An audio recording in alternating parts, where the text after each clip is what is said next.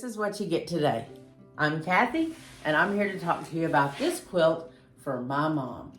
And my mom wanted this quilt made so much that she bought the fabric herself. She bought the batting.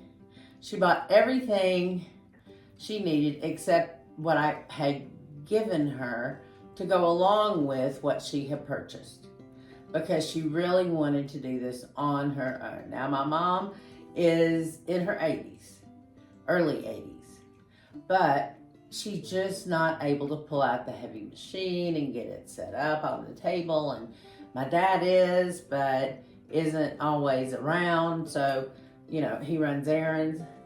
So anyway, I made the quilt top. I put it together by machine. I made up this little section from something else I'd seen. These are 8.5 inch blocks. Started out, I cut them at 8.5 inches.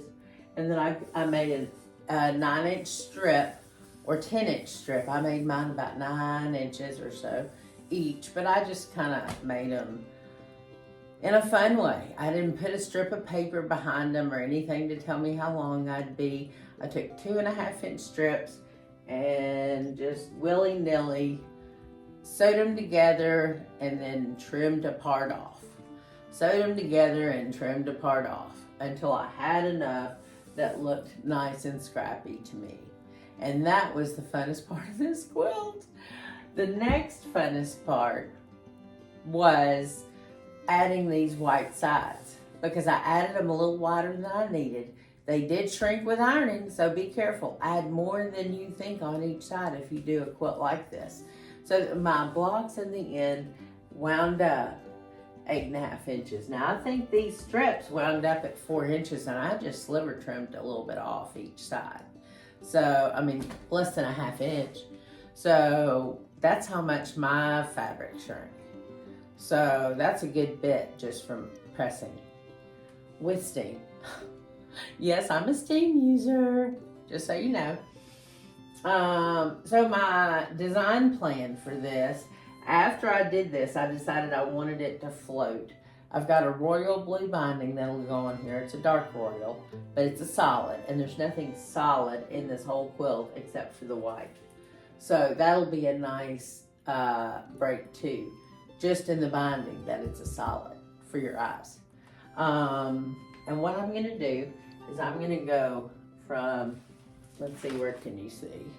This corner right here, and I'm gonna make a registration line before I ever do anything else with this quilt. Before I layer it up, anything. I'm gonna make a registration line straight all the way up there and through the outer border. Through this outer border here.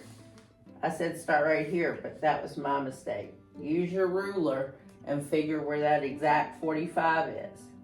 This registration mark is gonna help you so that you can make wavy, wavy, wavy lines, even with your wavy line maker, or I'm gonna use my walking foot and my favorite heavier gauge thread, and in white for this quilt. I'm using Orderfield 28 weight is what I plan to use.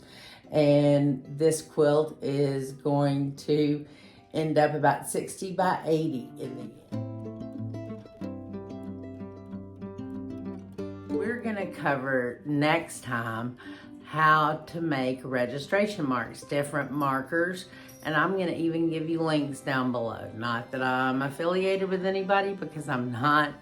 I'm just here having fun, and I hope y'all are too, and I hope you'll come back next time. Thank you.